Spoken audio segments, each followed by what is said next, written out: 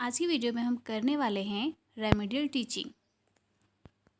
इससे पहले वाली वीडियो में मैंने इससे पहले वाली वीडियो में आपको डायग्नोस्टिक टेस्ट करवाया था। अगर आपने नहीं देखा है तो चैनल की प्लेलिस्ट में जाके पहले डायग्नोस्टिक टेस्ट को देख लीजिए, क्योंकि डायग्नोस्टिक टेस्ट समझने के बाद ही आपको रेमेडियल टीचिंग समझ में आने वाली है। ठीक है, क्योंकि ये दोनों आपस में एक दूसरे से रिलेट करते हुए टॉपिक्स हैं। तो आज की वीडियो में हम रेमेडियल टीचिंग देखेंगे, जो कि डायग्नोस्टिक टेस्ट के बाद वाला स्टेप होता है।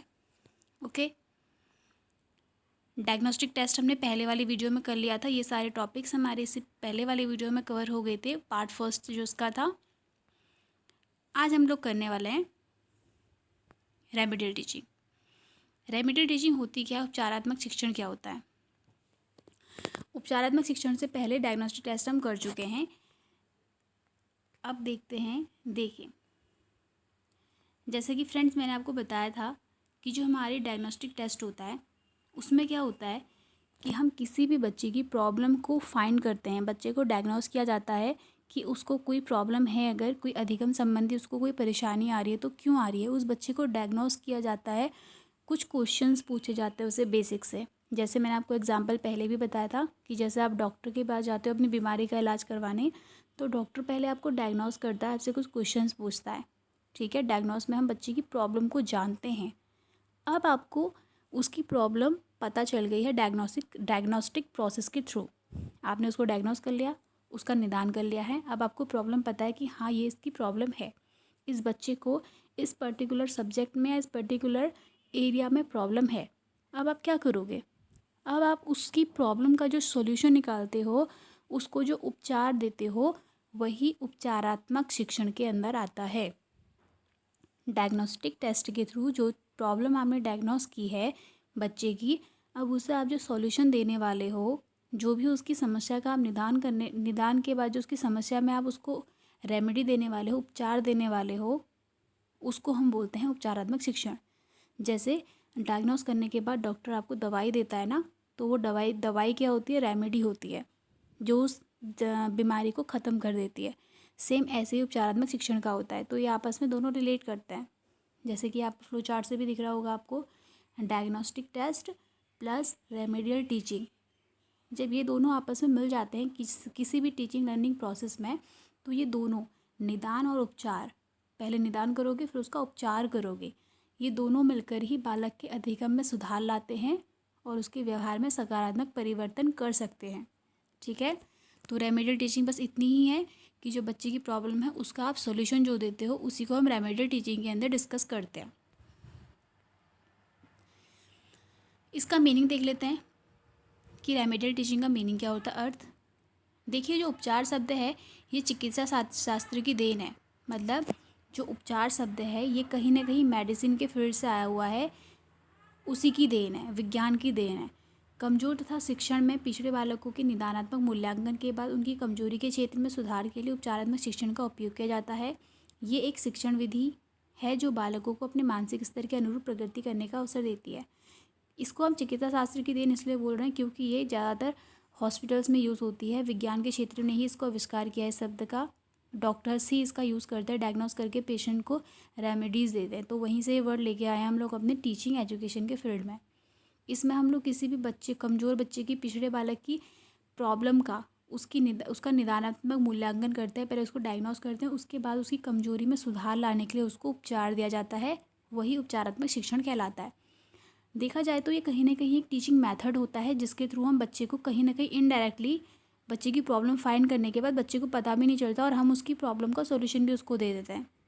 फॉर एग्जांपल, किसी बच्चे की राइटिंग बहुत बेकार है या कोई बच्चा बहुत बेकार सा लिखता है, उसकी राइटिंग अच्छी नहीं है, तो हमने बच्चे से बात की, उसकी नोटबुक्स वगैरह को सब देखा, अच्छे से हर चीज़ सर्च की, उसको डायग्नोस किया। उसके बाद हम बच्चे को रोज़ एक एक पेज राइटिंग लिखने के लिए दे रहे हैं, या फिर हम उसको कुछ वर्ड्स लिख के दे रहे हैं, कुछ वर्ड लिख के दे रहे हैं और उसको फिल करने के लिए बोल रहे हैं। तो बच्चे को पता भी नहीं है और धीरे धीरे हम उसकी जो राइटिंग है उसमें इम्प्रूवमेंट भी ले आएंगे। हमने उसको उपचार भी दे दिया। तो ये एक ऐसी प्रोसेस है। इसके इम्पॉर्टेंस क्या होते हैं, महत्व देखते हैं। बालकों की मानसिक उलझनों को दूर करता है। ठीक है, किसी बच्चे को कोई प्रॉब्लम है तो उसकी प्रॉब्लम को डायग्नोस करके उसको उपचार दिया जाता है ना। अपने टीचिंग प्रोसेस में उसी के अकॉर्डिंग चेंजेस लाए जाते हैं। तो इससे बच्चा जो है वो मेंटली बहुत अपसेट रहता है अगर, तो उसकी मेंटल प्रॉब्लम्स का भी सॉल्यूशन मिलता है। कोई बच्चा परेशान रहता है कि उसको समझ में नहीं आ रहा ये वाला सब्जेक्ट, वो परेशान है, वो ना तो बोल पा रहा है ना किसी से शेयर कर पा रहा है, तो आपने उस बच्चे को कहीं ना कहीं इनडायरेक्टली डायग्नोस करके जिस वे से उसको समझ में आ सकता है आपने उस वे से पढ़ाना शुरू कर दिया, तो आपने उसकी मानसिक उलझनें जो थी उसको दूर कर दिया। बालकों की बुरी आदतों का निवारण करते हो और उनमें अच्छी आदतों का विकास करते हो। ठीक है, बच्चे को डायग्नोस करोगे कि आपको पता चल जाएगा कि हाँ इस बच्चे की जो है ना ये गलत आदत है। आपने उसकी हैबिट्स को पता किया और धीरे धीरे उसको उपचार देके, रेमेडी देके उसको डिसिप्लिन में लेके आ गए आप, तो उसमें अच्छी आदत डेवलप कर दी आपने।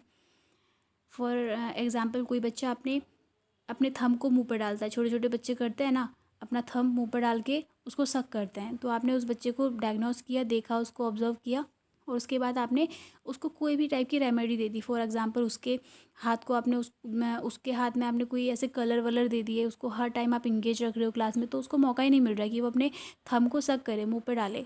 तो इस टाइप से आप बच्चे को इंगेज कर सकते हो, उसकी बुरी आदतों को छुटा के उसको अच्छी आदत उसके अंदर डेवलप कर सकते हो। बालकों के अधिगम में सुधार लाते हो, ये तो आपको मैंने पहले बता दिया कि कैसे हम उसकी लर्निंग प्रोसेस में सुधार ला सकते हैं, उसको अच्छा बना सकते हैं। छात्र अपने कार्य में रुचि लेने लगते हैं। अब जब अगर बच्चे को किसी एक मेथड से समझ में नहीं आ रहा है, किसी के बच्चे को बोर्ड टीचिंग समझ में नहीं आ रही है, तो आपने उसको डिमॉन्स्ट्रेशन के थ्रू पढ़ाना शुरू कर दिया, तो ऑब्वियस ही बात है बच्चा इंटरेस्ट लेगा, बच्चे को प्रैक्टिकल ज़्यादा समझ में आता है। उसे से बोर्ड टीचिंग में थ्योरी बेस्ड चीज़ें समझ में नहीं आती, तो आपने उसको प्रैक्टिकली चीज़ें दिखाना शुरू कर दिया, प्रैक्टिकल टीचिंग कर दी, डिमॉन्स्ट्रेशन लेके आ रहे हो अपनी टीचिंग में, तो बच्चे को समझ में आएगा, तो वो रुचि भी लेगा। फिर है बच्चों की समस्याओं का निवारण होता है, इसके द्वारा बालकों को सकारात्मक अभिप्रेरणा मिलती है। जब बच्चों को सब चीज़ समझ में आएंगी, बच्चे की लर्निंग अच्छी होगी, उसके टेस्ट में नंबर अच्छे आ रहे हैं, उसका लर्निंग ग्राफ एकदम से इंक्रीज़ हो रहा है, तो उसको खुद ही पॉजिटिविटी आएगी अंदर से, उसको खुद ही पॉजिटिव मोटिवेशन मिलेगा अपने आप भी और बाहर से भी। इसके प्रयोग के पश्चात बालक अन्य साथियों के साथ शिक्षण कर पाते हैं। और अगर कोई बच्चा स्लो लर्नर है, तो अगर वो किसी प्रॉब्लम के कारण नहीं समझ पा रहा था चीज़ों को, तो अब वो डायग्नोस के बाद जो उसको रेमेडी मिली है उसके बाद वो चीज़ों को समझेगा बेटर वे में और अपने बाकी सारे जो उसके साथी है उनके साथ इन्वॉल्व होना शुरू कर देगा। और भी बहुत सारे महत्व आप खुद भी लिख सकते हो। अब है इसकी प्रोसेस, इसकी प्रक्रिया क्या होती है। जो हमारा निदान उपचारात्मक शिक्षण है, इसकी प्रक्रिया के चरण क्या होते हैं। पहला है निदान। सबसे पहले तो आप बच्चे को डायग्नोस करोगे। अगर आपको किसी बच्चे का उपचार करना है, पहले तो उसको डायग्नोस करोगे। पता भी तो चलना चाहिए ना कि आपको प्रॉब्लम क्या है बच्चे को। प्रॉब्लम तो आपको डायग्नोस के थ्रू ही पता चलेगी। तो आप डायग्नोस करोगे, क्वेश्चन पूछोगे उससे बेसिक से, प्रॉब्लम पता चल जाएगी। फिर उस प्रॉब्लम का विश्लेषण करोगे, एनालाइज करोगे प्रॉब्लम को कि अच्छा, प्रॉब्लम को अच्छे से बेटर वे में समझोगे, उसे एनालाइज करोगे, छोटे छोटे पार्ट्स में एनालाइज करके उसको देखोगे कि हाँ ये प्रॉब्लम की ना ये सारी चीज़ें हैं, ये सारी चीज़ें, उसको एनालाइज करोगे अच्छे से। फिर शिक्षण बिंदु का चयन, अब उसी के अकॉर्डिंग शिक्षण बिंदु का सिलेक्शन करोगे कि बच्चे को अगर आपको प्रॉब्लम पता चल गई है, आपने एनालाइज भी कर लिया है, अब आप अपने टीचिंग जो पॉइंट्स हैं उनका भी चयन करोगे कि हाँ बच्चे को ना इस बच्चे को मेथड में प्रॉब्लम थी, उसको मेथड समझ में नहीं आ रहा था, बच्चे को ना राइटिंग में दिक्कत है, तो उसके अकॉर्डिंग आप क्या करोगे, शिक्षण बिंदुओं का चयन करोगे कि अब मैं इस वाले मेथड से पढ़ाऊँगा, अब मैं इसको राइटिंग करवाऊँगा। इस टाइप से अलग अलग चीज़ों का सिलेक्शन करोगे आप कि आपको उसको किस टाइप की रेमेडी देनी है, सब चीज़ों का सिलेक्शन करोगे शिक्षण बिंदुओं का। फिर उसी के अकॉर्डिंग पाठ योजना की तैयारी करोगे। अब आप उसके अकॉर्डिंग प्रिपरेशन करोगे। आपने सिलेक्शन तो कर लिया ना कि हाँ मुझे ये सारी चीज़ें करनी है, ये वाला मेथड यूज़ करना है। अब प्रिपरेशन करोगे, बच्चों के सामने प्रेजेंट करने से पहले प्रिपरेशन भी तो करोगे ना चीज़ों की। उसके बाद बच्चों के सामने उसको प्रेजेंट करोगे, ठीक है, बच्चों को दोगे वो सारी चीज़ें, अप्लाई करोगे वो मेथड जो आपने सोचा है, जिसका सिलेक्शन किया है। फिर लास्ट में उसका इवैल्यूएशन करोगे, मूल्यांकन करोगे कि जो मैं चीज़ें यूज़ कर रहा हूँ, जो मैंने चेंजेस लाए हैं, क्या वो कुछ वर्क कर भी रहे हैं, नहीं कर रहे हैं, वो पॉजिटिव डायरेक्शन में जा रहे हैं, उससे कोई फ़ायदा हो रहा है बच्चे को, ये सारी चीज़ों का मूल्यांकन करोगे लास्ट में। तो ये इसकी प्रोसेस है, इसकी प्रक्रिया के चरण हैं। Thank you. तो ये हमारे रेमेडियल टीचिंग के पार्ट्स थे, रेमेडियल टीचिंग की प्रक्रिया थी, क्या क्या होता है उसमें।